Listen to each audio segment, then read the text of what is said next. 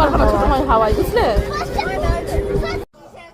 তো ফাইনালি আমরা চলে এসেছি শ্রীনগরে। এখন বাজে রাত 8টা।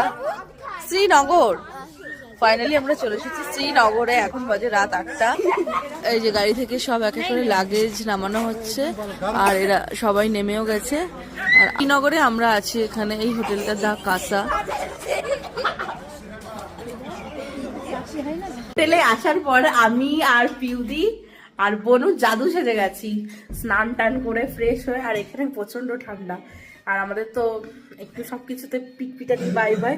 তো আমরা স্নান করে নিয়েছি, স্নান করে এখন আমরা যাবো। ঠান্ডার মধ্যে যতই ঠান্ডা পড়ুক স্নান আমাদেরকে করতেই হবে।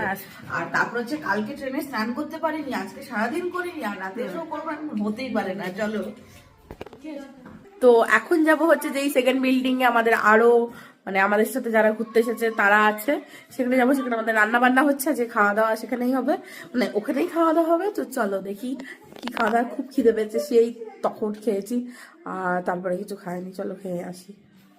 ভাত, আলু ভাজা, আমাদের এই মেনু এসেছে। কি আছে আমি জানি না, খাওয়ার সময় প্রচন্ড ঠান্ডা হয়ে যাবে। এই যে খাবার।